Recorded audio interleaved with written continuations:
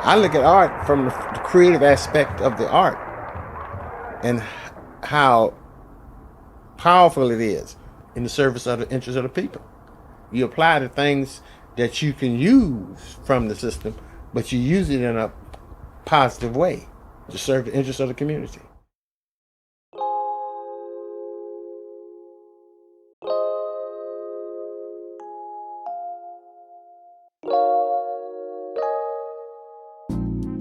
The images were called shocking, even dangerous.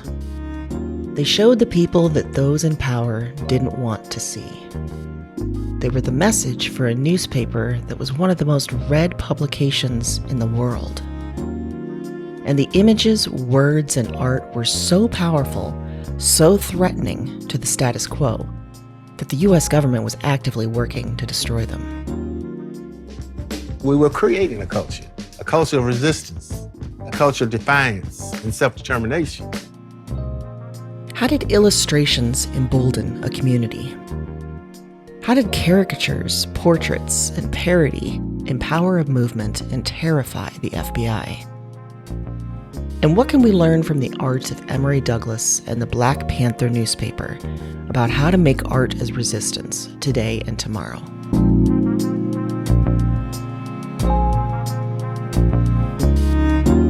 From Rebel Yell Creative, this is The Art of Resistance, a podcast about channeling our rage into creation and using writing, music, and all kinds of art to resist the status quo.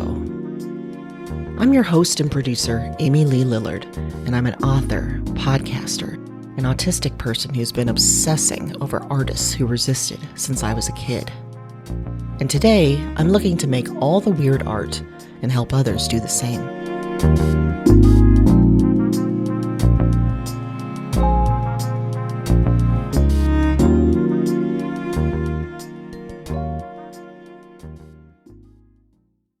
Emory Douglas was raised in San Francisco in the 1950s. It was a time and place that tried to teach him his place. This is Emory from a 2008 interview in his studio. Growing up as a youngster, I remember I used to live over in the Western District, which is Fillmore, used to be Fillmore. There were incidents now as a youngster that you knew that weren't right, and you things that you seen that you knew weren't right. It was reinforced in the black community. You had to wear a dog tag with your name on it in San Francisco. And your age, if you were caught out after a certain hour, they would arrest you. You had a curfew back then. After his arrest, the juvenile detention facility had him work in a print shop. After release, he went to City College and learned more about the printing process. Meanwhile, in the 1950s and early 60s, he watched footage of the civil rights protests down south, where police unleashed fire hoses and dogs on peaceful demonstrators. It was powerful, but also disheartening.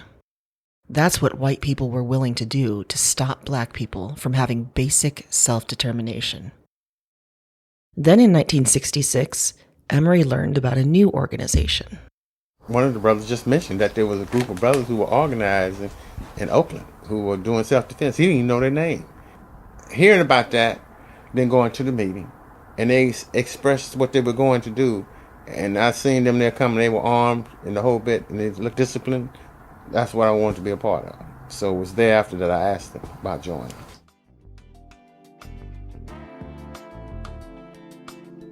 The Black Panthers were not interested in the nonviolence preached by Martin Luther King Jr. and others from the civil rights movement.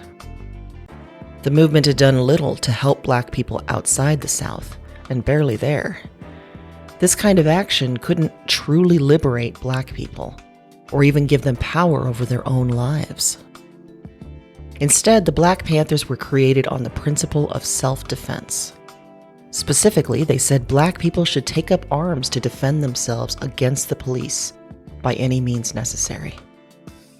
The founders, Huey Newton and Bobby Seale, were in a studio apartment one day in 1967, putting together a newspaper to describe their mission when Emory Douglas stopped by. He told them he had access to printing materials from City College and could help out. He made some drawings. Huey and Bobby liked what they saw. He said because the black community wasn't a reading community, but they learned through observation and participation, we want to have a lot of images so that those who weren't going to read along our articles would get the gist of what was going on by looking at the photographs and the captions under the photographs. So they had this whole vision. And they say you will be the revolutionary artist and eventually you become the minister of culture. Just a year later, as chapters were popping up all over the country, the party message shifted. Instead of armed vigilance, the Black Panthers would now focus on social justice, education, and community empowerment. That meant programs to help low-income communities, like free breakfasts for all school kids, 20,000 children every day. They gave away free clothes and shoes to those kids that needed them. They sponsored schools, legal aid offices, local ambulance service, and health clinics and sickle cell testing centers in several cities. They organized voter registration drives and campaigned for prison reform. Eventually, they even ran for office. This evolved focus also meant education about the systems of oppression that crossed color lines. Black Panther Party enlightened me and informed me and transformed my thinking idea. Because when you are isolated in a community and all you see is white oppression, then the symbolism of oppression becomes white. You see what I'm saying? When you articulate, you may say white folks, but you're really talking about the system. Black Panther Party was never a racist organization. So you have to overcome those obstacles through education, and that was what the Black Panther Party brought to the table. This is Chicago Black Panther Party leader Fred Hampton from a 1969 event. We're not a racist organization because we understand that racism is an excuse used for capitalism, and we know that racism is a byproduct of capitalism. We work with anybody and form coalition with anybody that has revolution on their mind. They meant what they said. Over the years, they built alliances and worked closely with other organizations dedicated to fighting oppression. Latinx, Asian, Indigenous, and international anti-colonial revolutionary movements. In just one example, when the disabled community took over a government building in 1977 to demand equal access to schooling and employment, the officials locked the doors and tried to starve the demonstrators out. One quick phone call from the organizer, Judith Heumann, and the Black Panthers showed up every day with free security and free food for everyone.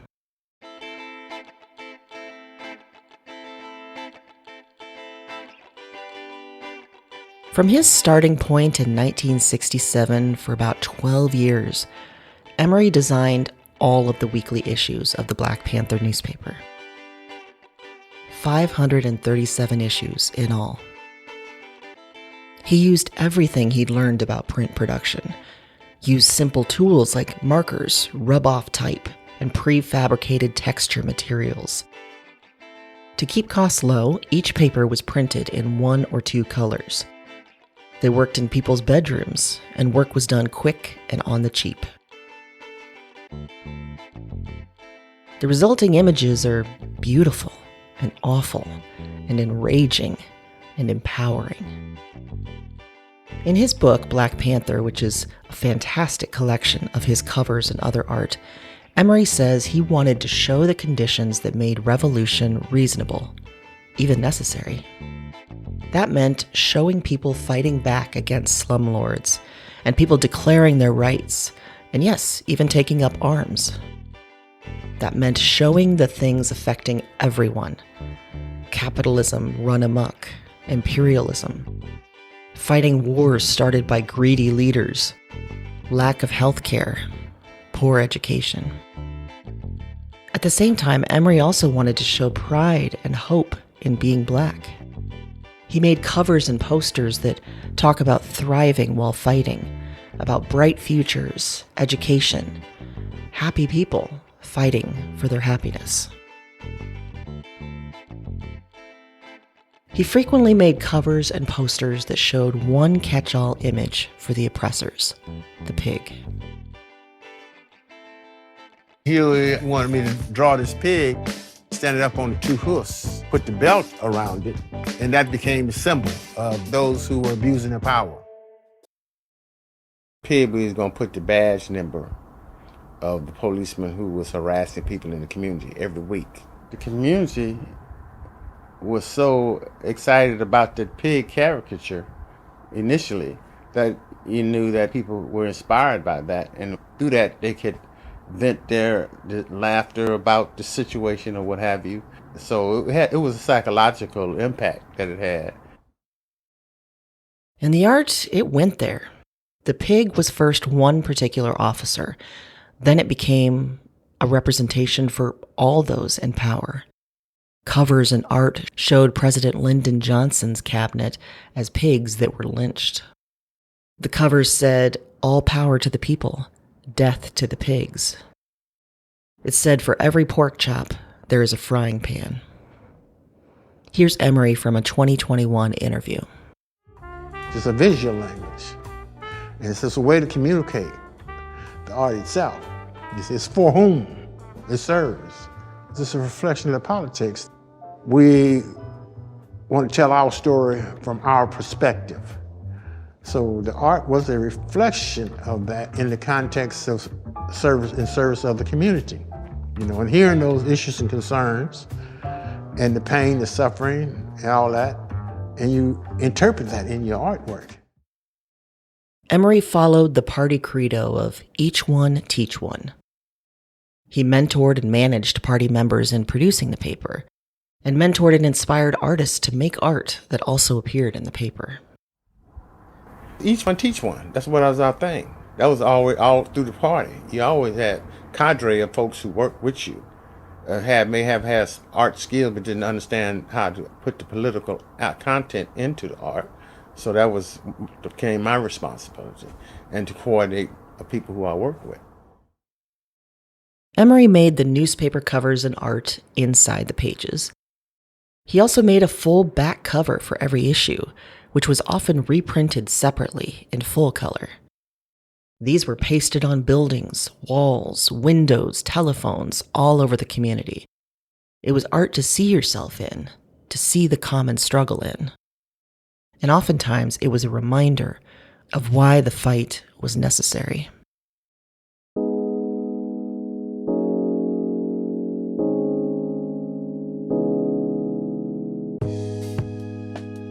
The leaders and many members of the Black Panthers were arrested again and again on trumped-up or entirely false charges. Huey Newton, Angela Davis, the New York 21, and Bobby Seale, who had the distinction of being the first to be bound and gagged for demanding self-representation in court. But it wasn't just local police driving these arrests.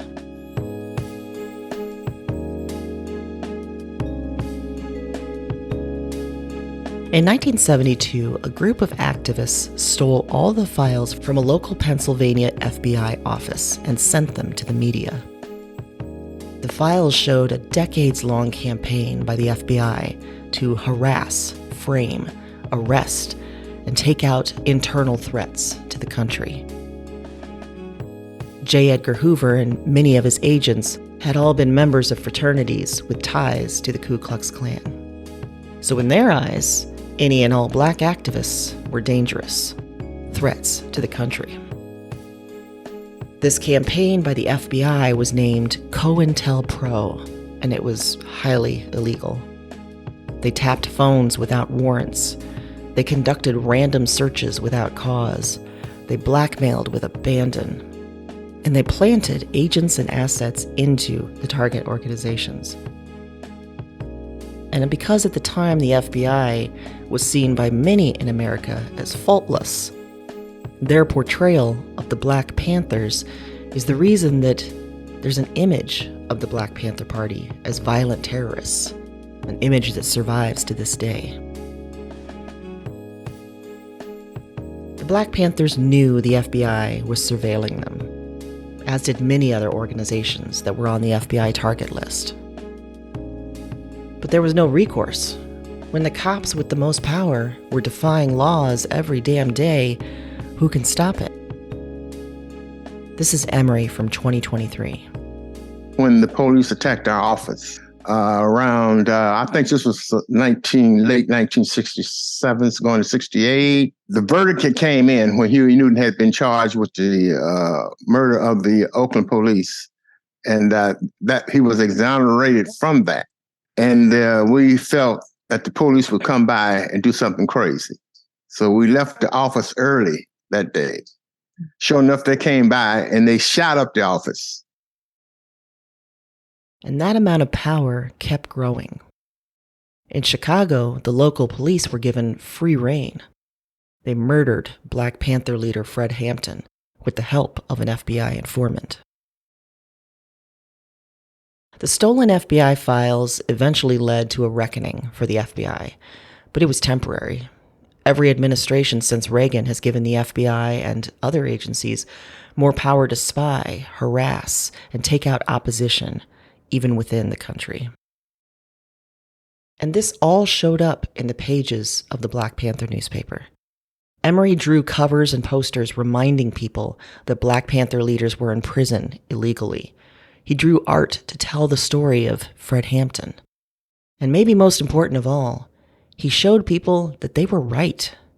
The powers that be were doing everything they could to keep that power.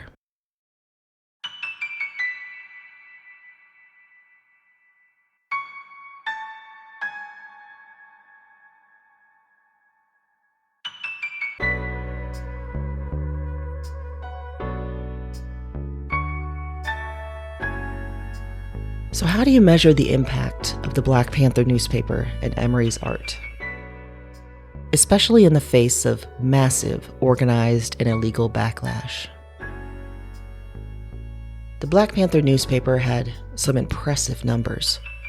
Over its run, from about 1967 to about 1980, at its peak, it was read by 400,000 people and had the highest readership of any paper in the US. There's also other data. The newspaper was distributed around the world, and activists from every kind of community shared Emory's art to project a spirit of shared struggle. Maybe the most impactful thing we can take as creators is the Black Panthers conceived of revolutionary artists as a key role and critical part of the revolution. They saw the power of art and knew how art, politics, and life are all inseparable.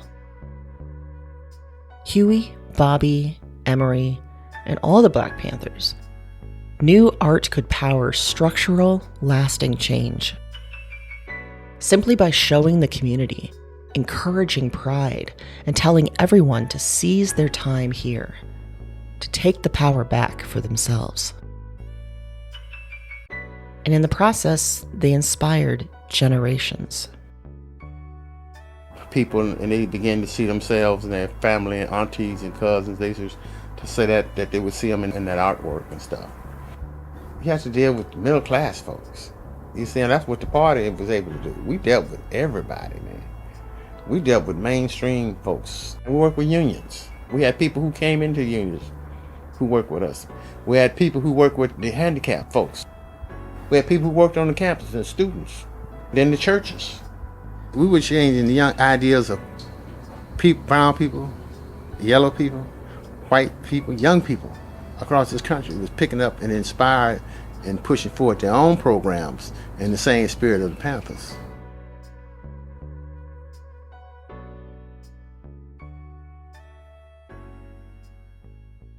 What can we learn from Emory Douglas?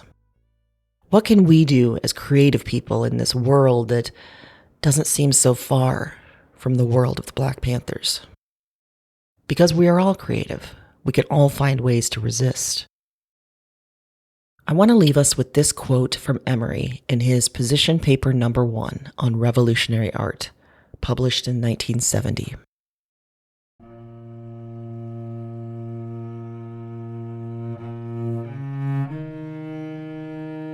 Revolutionary art is an art that flows from the people.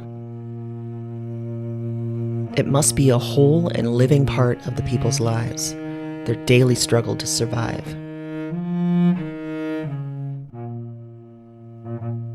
The revolutionary artist's talents are just one of the weapons he uses in the struggle. His art becomes a tool for liberation. The ghetto itself is the gallery for the revolutionary artist's drawings. His work is pasted on the walls of the ghetto, in storefront windows, fences, doorways, alleyways, gas stations, laundromats. This way, the revolutionary artist educates the people as they go through their daily routine, from day to day, week to week, and month to month.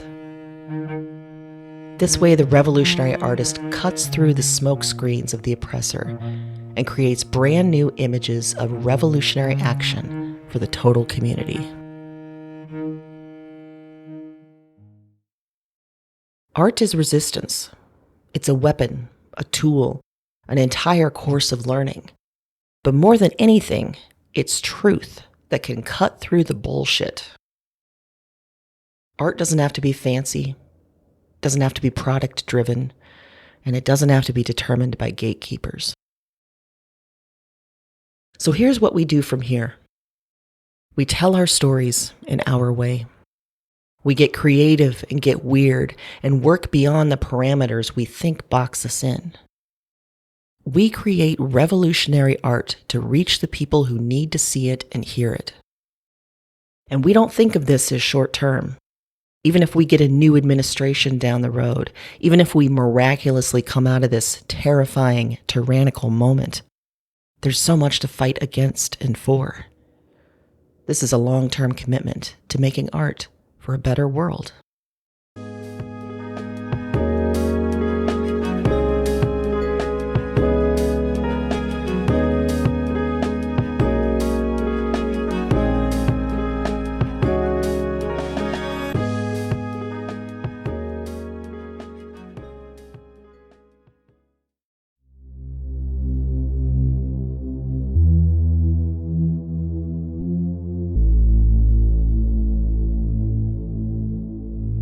The Art of Resistance is a podcast from Rebel Yell Creative.